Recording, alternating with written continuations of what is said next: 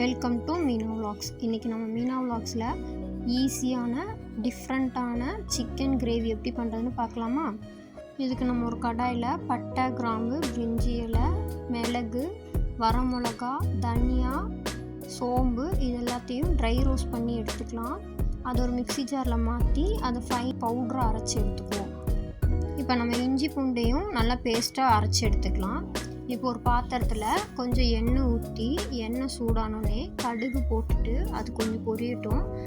இப்போது நான் ஒரு 3 ஆனியனை கட் பண்ணி வச்சுருக்கேன், அதை இதில் சேர்த்துக்கலாம். அது நல்லா வதக்கி விட்டுட்டு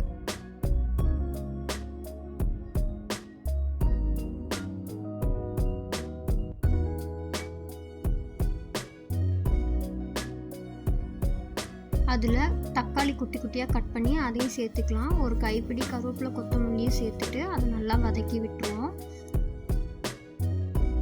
இது வதங்கிறதுக்கு கொஞ்சம் உப்பு சேர்த்தோன்னா இன்னும் கொஞ்சம் ஈஸியாக வதங்கிக்கும். அதை நல்லா வதங்கினதுக்கப்புறம் ஒரு ஸ்பூன் இஞ்சி பூண்டு பேஸ்ட்டு சேர்த்துக்கலாம்.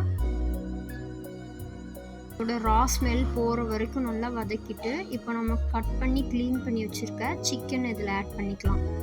இது அப்படியே கொஞ்சம் நேரம் நம்ம மூடி வைக்கலாம். இதில் தண்ணி எதுவும் சேர்க்க வேண்டாம், சிக்கன்லேருந்தே தண்ணி வரும், அதுலேயே அது கொஞ்சம் நேரம் பாயில் ஆகட்டும்.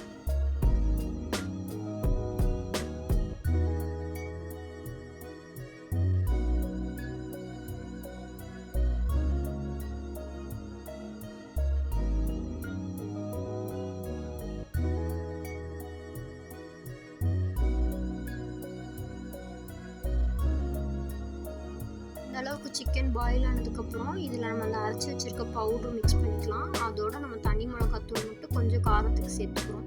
அவ்வளோதான். இதை நல்லா பெரட்டிட்டு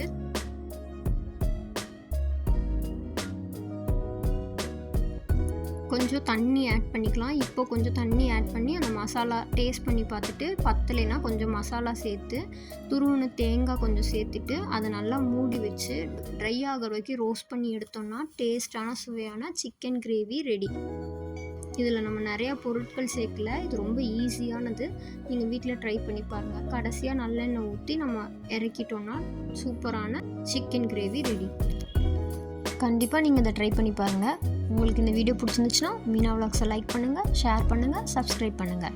இதே மாதிரி ஈஸியான ரெசிபிஸோட அடுத்தடுத்த வீடியோஸில் உங்களை நான் மீட் பண்ணுறேன். தித்திக்கும் தமிழ் போல் தித்திப்பாய் இருப்போம். டாட்டா பாய்.